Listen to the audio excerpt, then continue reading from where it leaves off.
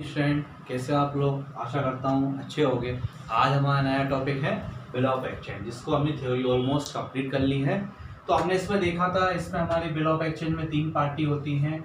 एक तो हमारा ड्रॉअर होगा, दूसरा हमारा ड्रॉई होगा और तीसरा हमारा पेई होगा। तो जनरली ड्रॉअर कौन होता है हमने समझा था, जो एक तरह का सेलर होगा हमारा, इसको हम सेलर कह सकते हैं, जिसने हमें गुड्स बेचा, या हम उसको क्रेडिटर्स भी बोल सकते हैं। ठीक है, इसको ड्रॉई को हम एक्सेप्टर भी बोल सकते हैं, और हमारा डेटर्स भी, जिससे हमें पैसे लेना है। तो ये दो रहेंगे हमारे, एक रहेगा हमारा ड्रॉई और एक रहेगा हमारा ड्रॉअर और दूसरा रहेगा पे। तो इसका मतलब हो गया, जिस इसने गुड्स, सपोज ए और बी है, ए सेलर है और बी बायर है, तो ए ने बी को गुड्स सोल्ड किया, ए ने बी को गुड्स सोल्ड किया। ठीक है, वो भी किस पे किया? हमारा क्रेडिट पर। तो जब भी क्रेडिट पर करेंगे, क्योंकि कैश में करेंगे, तो फिर इसकी एंट्री तो कैश बुक में आ जाएगी। सो समझने की कोशिश करना, ए ने बी को गुड्स बेचा, तो ए यहाँ पे क्या हो जाएगा? उधार बेचा, तो यहाँ पे ए हो जाएगा ड्रॉअर और ये हो जाएगा ड्रॉई। कब होंगे ड्रॉअर ड्रॉई? जब ए एक बिल लिखेगा। बिल कौन लिखेगा? ए बिल लिखेगा, और ए किसके ऊपर बिल लिखने वाला है? बी के ऊपर। कब बिल लिखेगा? जब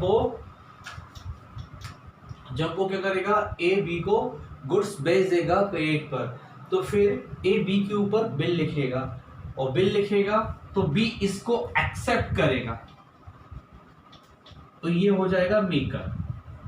तो ये हो जाएगा मेकर, ये बिल बनाने वाला हो जाएगा, ये भी साइन करेगा उस बिल के ऊपर और ये बिल को एक्सेप्ट करेगा। तो ए बन जाएगा हमारा ड्रॉअर और बी बन जाएगा हमारा ड्रॉई। और फिर होता है क्या है, सपोज ए ने बी के ऊपर बिल लिखा, फिर वही बिल ए ने सी को दे दिया। ठीक है, अब इस केस में क्या होगा कि बिल अब किसके पास है? सी के पास।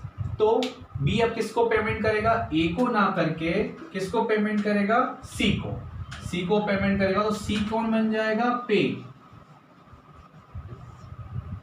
ठीक है, और ड्रॉअर और पेई एक भी हो सकते हैं, और ड्रॉअर पेई अलग अलग भी हो सकते हैं।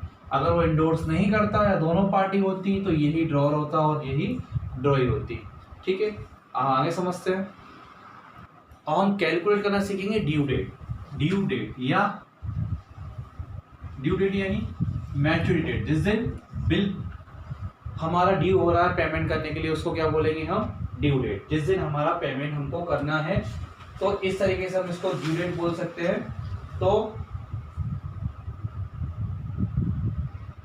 वो डेट जिस दिन हमारा बिल का पेमेंट ड्यू होने वाला है, या हमको उस दिन पेमेंट करना है बिल का, तो उसको बोलेंगे हम ड्यू डेट। तो इसको दूसरे शब्दों में भी बोल सकते हैं, in other word, the date on which the duration of the bill comes to end. उस दिन जिस दिन जो बिल है आपका, उसकी ड्यूरेशन क्या हो रही है? एंड हो रही है, तो उसको भी क्या बोलेंगे? Due date.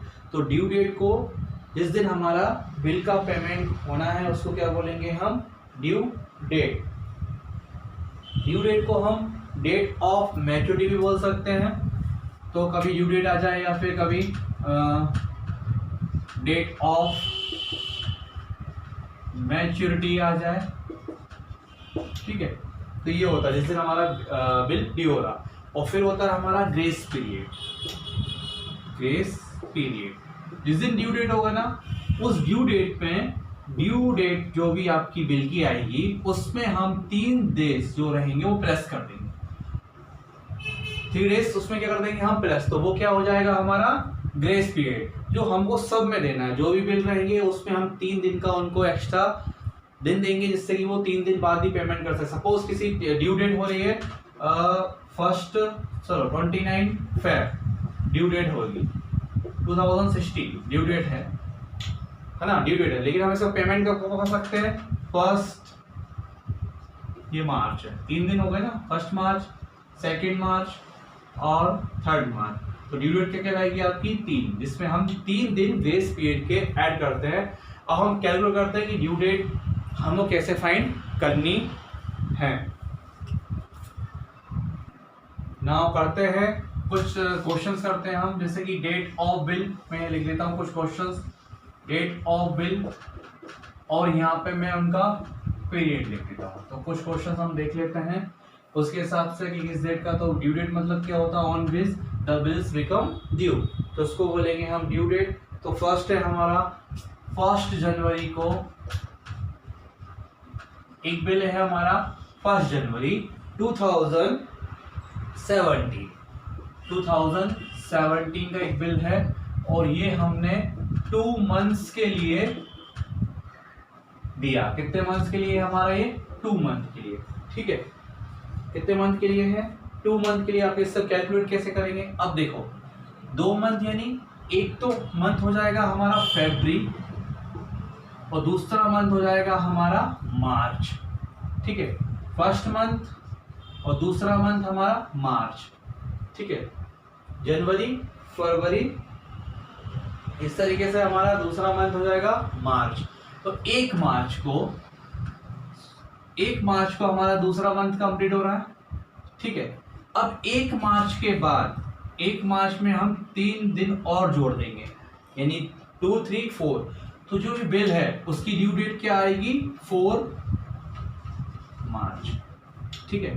4 मार्च कैसे होगी, 4 मार्च को क्या होगा भाई, बिल की डेट क्या आपकी 1 जनवरी 2017। तो ये बिल कितने मंथ के लिए दिया है आपने, 2 मंथ के लिए दिया है। तो फर्स्ट मंथ कब कंप्लीट होगा हमारा, 1 फरवरी को। दूसरा मंथ कंप्लीट होगा हमारा 1 मार्च को। इसमें फिर हम 3 डेज ग्रेस पीरियड जोड़ देंगे, तो हमारा कितना हो जाएगा, 4 मार्च। दूसरा क्वेश्चन देखते हैं। दूसरा क्वेश्चन है हमारा इसी में 28 जनवरी 2017, 28 जनवरी को 2017, और ये आपने दिया है 1 मंथ के लिए। अगर आपने इसको 1 मंथ के लिए दिया है तो कैसे कैलकुलेट करेंगे उसको, 28 जनवरी से, ठीक है। 28 जनवरी से अगर 1 मंथ देखें, 1 मंथ अगर हम काउंट करें 28 जनवरी से, तो 1 मंथ हमारा कब कंप्लीट होगा, 28 फेब को। 28 फेब को हमारा 2017 को हमारा 1 मंथ कंप्लीट हो जाएगा। अब इसमें हमें 3 दिन और जोड़ने, 3 डेज और हम जोड़ देंगे इसमें। तो 28 फेब के बाद क्या आएगा, 1 मार्च, 2 मार्च और 3। तो 3 मार्च को हमारी ड्यू डेट रहेगी। कौन सी ड्यू डेट रहेगी हमारी, 3 को। अब देखिए हमें कुछ क्वेश्चन और करते ड्यू डेट निकालते हैं। ये कि बिल की डेट क्या है, 30 जनवरी को है, और ये कितने मंथ के लिए है, 1 मंथ के लिए है। तो 30 जनवरी जो है वो 1 मंथ कब खत्म होगा, ये ध्यान रखना। जैसे 30 जनवरी है तो 30 जनवरी का जो 1 मंथ रहेगा हमारा 17 का, 1 मंथ कब कंप्लीट होगा, ध्यान रखना कब कंप्लीट होगा, लास्ट का जो मंथ रहेगा उसका लास्ट डे में, जो भी लास्ट वर्किंग डे रहेगा।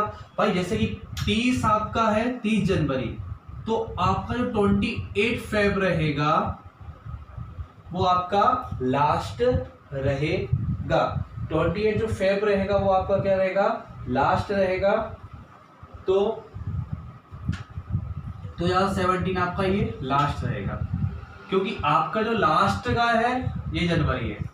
30 जनवरी को आपका बिल है, तो आपने 1 मंथ के लिए करा है, तो नेक्स्ट का जो नेक्स्ट मंथ आएगा उसकी लास्ट वर्किंग डे देखेंगे तो 28 फेब हमने देखा 2017 का। अब हम इसमें 3 दिन और जोड़ देते हैं, ग्रेस पीरियड के 3 डेज और जोड़ देते हैं। तो 28 तो लास्ट है, तो अब 1 मार्च, 2 मार्च और 3 मार्च 3 दिन जोड़े, तो 3 मार्च जो रहेगा,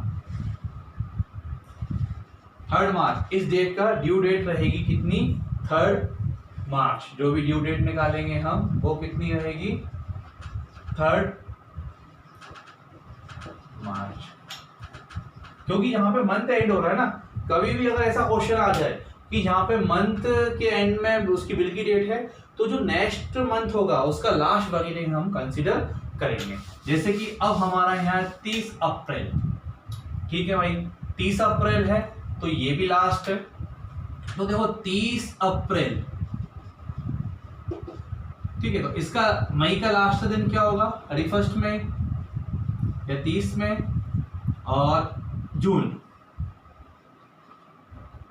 30 जून कंप्लीट। तो 2 मंथ कंप्लीट हो गए, 2 मंथ के लिए था, 1 मंथ यहाँ कंप्लीट और दूसरा मंथ यहाँ कंप्लीट हो रहा, जून भी खत्म हो गया हमारा। तो अब क्या करेंगे, 3 दिन इसमें जोड़ देंगे, तो जून के बाद क्या आता है, जुलाई, तो 1st, 2nd, 3rd, तो इसका आंसर भी क्या होगा हमारा 3rd जुलाई, क्योंकि 2 मंथ के लिए था। अब ये देखिएगा, अब तक तो ये क्वेश्चंस किए थे वो हमने मंथ के लिए था, अब है हमारा डेज में। अब डेज में क्या करेंगे कि भाई 1 तो दिसंबर को बिल लिखा, तो जिस दिन हम बिल लिख देंगे उस दिन को अपन काउंट नहीं करेंगे, इस दिन को हम काउंट नहीं करेंगे। अब 30 दिन के लिए करना है, तो दिसंबर के कितने दिन हो गए हमारे, 30 दिन हो गए, और जनवरी के कितने दिन हो गए हमारे 30, तो इस तरीके से ये क्या हो गया 60। तो जो दिसंबर में 1 दिसंबर को लिखा था तो उसको कंसिडर करेंगे नहीं, तो 31 का दिसंबर होता है, तो एक हमने उसको माइनस किया तो 30 बचेगा, तो दिसंबर के 30 डेज और जनवरी के 30 डेज, और जनवरी कितने की होती है 31 डेज की, तो जिसमें से जनवरी में से हमने कितने लिए, सिर्फ 30, अभी भी कितना बच रहा है 1, तो हम इसमें प्लस क्या कर देंगे 3 डेज ग्रेस पीरियड के। तो अब 3 डेज कैसे क्रिएट करोगे आप भाई, 30 तक तो कंप्लीट हो गया आपका, 31 फर्स्ट डे, 1st और 2nd, यानी कि ये तो हो गया आपका मार्च, 31 मार्च फर्स्ट डे, फेब और फेब, ठीक है। तो इस तरीके से आपका क्या आंसर आएगा, 2nd फेब 2016 जो भी है, हाँ 17, तो यहां पे हमारा आंसर आएगा 2nd फेब 2016, क्योंकि ये जो अभी तक हमने ये क्वेश्चन की इसमें मंथ था, तो हम मंथ का इंतजार कर रहे थे कि मंथ हमारा एंड का हो रहा, लेकिन जो हमने यहाँ पे डेज वाला किया, हम इसमें डेज काउंट करते हैं कि इस मंथ में कितने डे हो गए, फिर नेक्स्ट मंथ में कितने डे हो गए। जैसे कि हमने यहाँ 1 दिसंबर था, तो दिसंबर भी हमारा 31 का होता है, और हमारा जनवरी भी 31 का होता है। तो दिसंबर में से हमने 30 डे यूज कर लिए थे, और फिर हमने जनवरी में भी 30 डे यूज कर लिए। तो ड्यू डेट क्या हो रही थी वैसे 31 तारीख को, लेकिन फिर भी हमने 30 दिन इसको ग्रेस पीरियड में दिए, 3 दिन दिए, तो 31 मार्च को फर्स्ट डे दे दिया, 1st को 2nd डे और 2nd को, तो इस तरीके ड्यू डेट क्या हो जाएगी हमारी 2 2nd of Feb. Now TS grey वाला क्वेश्चन हम फर्स्ट करते हैं ड्यू डेट निकालने के लिए। तो इसमें है 1 दिसंबर 2018 को एक बिल का डेट है, 1 दिसंबर है 2018, और कितने मंथ के लिए, 16 डेज के लिए। एक बिल तो ये है, दूसरा बिल है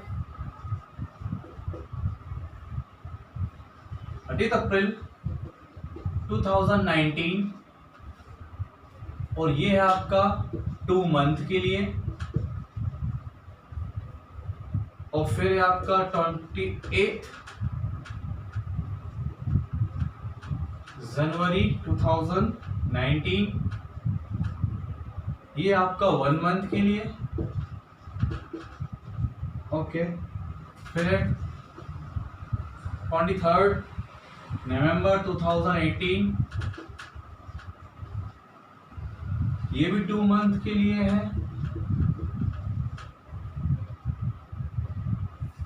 और 4th लास्ट है आपका 29 मई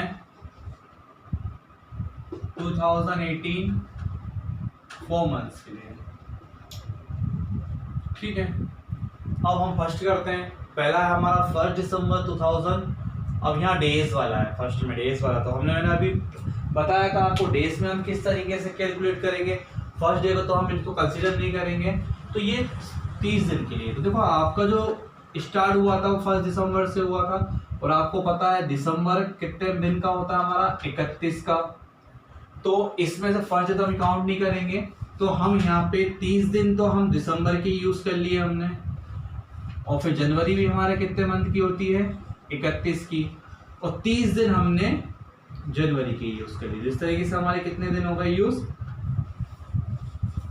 60 दिन हमने बना लिया, 60 दिन का था, 60 दिन कंप्लीट हो गया, यानी कि 30 जनवरी को हमारा वो खत्म हो रहा है।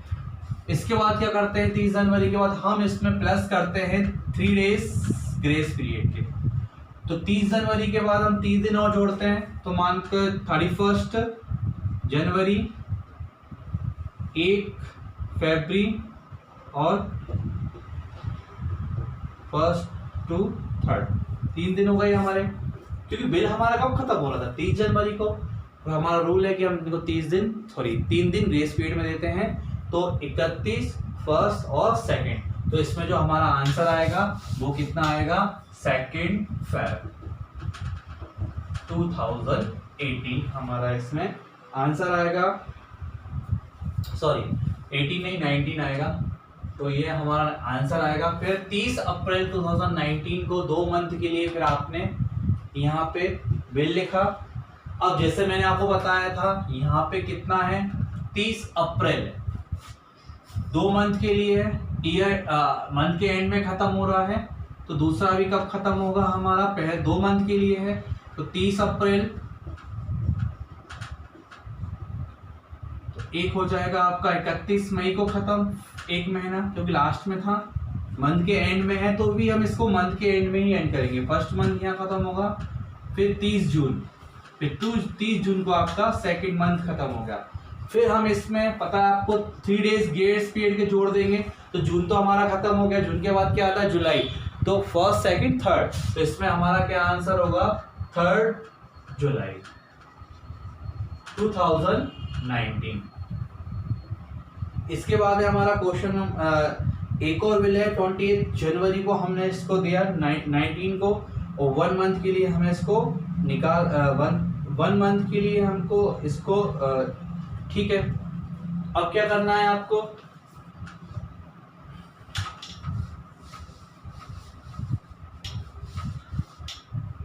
ट्वेंटी 28 जनवरी है आपका, लिख देते हैं हम जनवरी 2019। अब ये 1 मंथ के लिए है आपका, अब 1 मंथ के लिए है तो इसका 1 मंथ कब खत्म होगा आपका 28 फेब को। इसके बाद ये 1 मंथ खत्म हो जाएगा क्योंकि 28 की फरवरी होती है, तो 28 को ये खत्म हो गया। अब बचे 3 दिन, तो मार्च के जो 3 दिन रहेंगे 1st, 2nd, 3rd, तो इसका आंसर भी कितना आएगा 3 मार्च 2019। ठीक है। अब है नवंबर हमारा, तो 3 नवंबर 2018 और 2 मंथ्स के लिए है। ठीक है, अब नवंबर की बारी आती है, तो नवंबर में कितना है आपका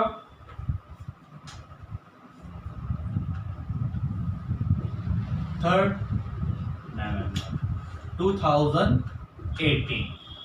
ठीक है, 2 मंथ्स के लिए है आपका, तो किस तरीके से कैलकुलेट करेंगे हम इसको 2 मंथ्स। तो अब देखिए ये कब खत्म हो जाएगा आपका, कब खत्म हो जाएगा आपका, खत्म होगा आपका ये देखो। अब ये वाले क्वेश्चंस में तो क्या था भाई, इसमें तो लास्ट डे ले रहे थे मंथ का, तो हम वहाँ पे लास्ट डे का कर रहे थे, और यहाँ पे क्या था 28 का, तो 28 पे खत्म हो रहा था फेब में 27। तो इस तरीके से हम क्या करेंगे अब यहाँ पे, तो यहाँ पे 2 मंथ्स का है, तो ये कब खत्म होगा हमारा 28 जनवरी को खत्म हो जाएगा। और फिर हम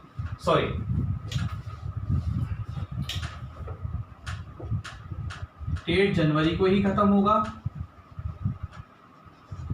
ठीक है, जनवरी को ये 3 मंथ खत्म हो जाएगी। 1 मंथ का होगा आपका नवंबर दिसंबर में, और 1 मंथ दिसंबर में होगा, 2nd मंथ आपका जनवरी में होगा, यानी 23 जनवरी को ये खत्म हो जाएगा, आपका ड्यू डेट रहेगी। फिर हम इसमें 3 दिन ग्रेस पीरियड देते हैं, 3 डेज हम इसमें ग्रेस पीरियड देंगे। तो कब खत्म होना चाहिए 24, 25 और 26। तो ड्यू डेट क्या आएगी 26 जनवरी। तो हम यहाँ पे डेट लेंगे यहाँ 25 जनवरी क्यों लेंगे भाई 2019 जनवरी क्यों लेंगे, एक दिन हमने पहले क्यों ले लिया, क्योंकि 26 जनवरी को हमारी छुट्टी होती है, रिपब्लिक डे बनाते हैं हम उस दिन, तो उस दिन का उसके एक दिन पहले की जो डेट रहेगी वो हम यहाँ पे लिख लेंगे। फिर लास्ट है आपका 29 मई को 2018 को 4 मंथ के लिए है, तो आप लगाइए मई के बाद क्या आएगा, जून, जुलाई, अगस्त और सितंबर, ठीक है। तो सितंबर ये हो गया आपका, यहाँ पे आपके 4 मंथ क्या हो रहे हैं, कंप्लीट, ठीक है। अब इसमें हम 3 दिन जोड़ देते हैं, ठीक है, कितने 3 दिन जोड़ देते हैं हम, तो क्या आंसर आएगा हमारा, 4 मंथ के लिए मई में है, तो मई से जून, जुलाई, अगस्त और हमारा सितंबर, काउंट करिए, आप बताइए ड्यू डेट क्या आएगी इसकी, क्या डेट निकली है आपकी भाई, 29 सितंबर तक तो हमारा 4 मंथ कंप्लीट हो गया था, इसके बाद 3 दिन और जोड़ देते हैं, चलो जोड़ देते हैं हम, 30 सितंबर को, 30 सितंबर के बाद क्या आएगा आपका 1 अक्टूबर, और 1 अक्टूबर के बाद आएगा आपका 2 अक्टूबर, तो 2 अक्टूबर आपका ड्यू डेट निकल रहा है, लेकिन आपको पता है अभी कुछ दिन पहले ही गांधी जयंती आई, गांधी जयंती कब आती है हमारी, 2 अक्टूबर को, तो उस दिन भी हमारा नेशनल हॉलिडे होता है, इसीलिए अब जो हमारी बिल की ड्यू डेट रहेगी वो एक दिन हमारे नेशनल हॉलिडे से पहले रहेगी, यानी कि 1 अक्टूबर को हम हमारी ड्यू डेट रखेंगे 18 से। जब भी ध्यान रखना, जब भी आपका जिस दिन आपका ड्यू डेट आ रही है 3 डेज पीरियड ऐड करने के बाद, उस दिन अगर हमारा हॉलीडे है, उस दिन अगर हमारा हॉलीडे है, वर्किंग डेट नहीं है, छुट्टी का दिन है, उस दिन हमारा नेशनल हॉलीडे है, तो उसके एक दिन पहले की जो डेट रहेगी, जैसे कि किसी में हमारी एक तो आई 26 जनवरी, इस दिन हमारा रिपब्लिक डे होता है, और दूसरा आया हमारा 2 अक्टूबर, यानी कि जिस दिन हमारे गांधी जयंती होती, तो इसके एक दिन पहले की हम ड्यू डेट रख लेंगे। तो इसमें भी आप ध्यान रखना, जब भी डेज में आएगा तो फिर आपको लीप ईयर का ध्यान रखना पड़ेगा। लीप ईयर आपके हर 4 साल में आती है, 16 में थी, तो अब आपकी 2020 में लीप ईयर थी, इसके बाद फिर आपका 2024 में रहेगी, फिर आपका 8 में रहेगी। तो जब भी आपको ये भी ध्यान, कुछ लीप ईयर्स भी आपको याद रखनी होंगी, ठीक है। आई होप आपको ड्यू डेट निकालना आ गया होगा।